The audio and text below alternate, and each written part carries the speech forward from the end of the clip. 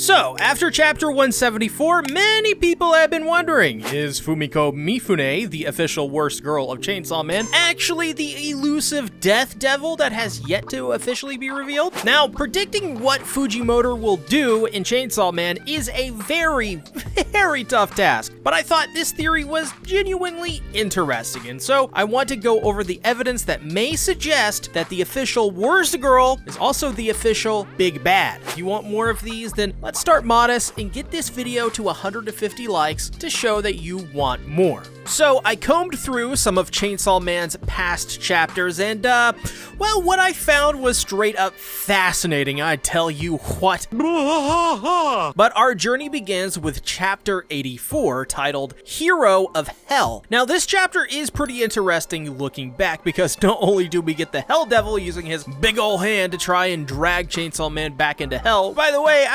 kind of harkens back a little bit to chapter 174, but this leads into a conversation pretty much immediately between our favorites, Makima and Kishibe. Now, Kishibe confronts Makima at gunpoint as he tells her, "Why do you look so calm? Your chainsaw devil was cast into hell," to which she responds, "I asked him to save me. Thus, I believe he will return no matter what." But what she says next is really what I want to focus on for this video, and possibly the smoking gun we are potentially looking for. Kishibe asks, you just what the hell are you?" Exasperated at the way Makima casually just believes that she had full control over Denji and Chainsaw Man, shows that Kishibe in this moment is truly just trying to understand Makima's reasoning for going through all of this, sending the man she obsesses over controlling to hell because he will save her, because he will give her what she needs: control. So her response to Kishibe is one part disgusting and the other part,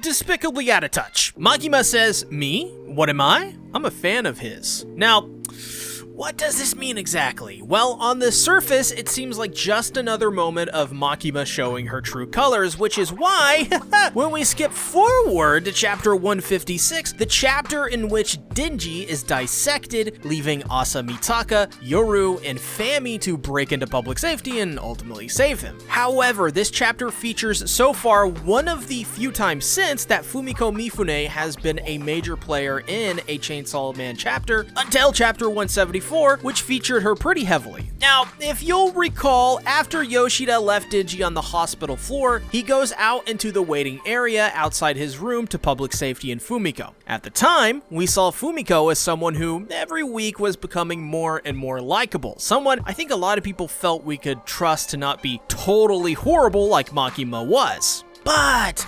that changed when Fumiko gets the report from Yoshida that he sedated Denji like Fumiko asks, which suggests that Yoshida follows her command and that she has some sort of high-ranking position in public safety. This is the first peculiar detail about Fumiko I did not pick up on until rereading this chapter. Now, how in the hell did Fumiko get into public safety? What are her reasons, and why in the hell would she then go on to say what she does? Are they seriously going to dismember Denji senpai? Yeah, Yoshida replies, and Fumiko responds saying, "In that case, can I pluck out some of his hairs or nails before it's too late? His body's about to become property of the state. Gotta add to my collection." Now, that response is already disgusting enough, but Yoshida replies, "I thought you were a Chainsaw Man fan." See what I'm going with here? Fumiko then says, "I sure am. I'm a collector." The big question is, why in the heck are there two similar scenes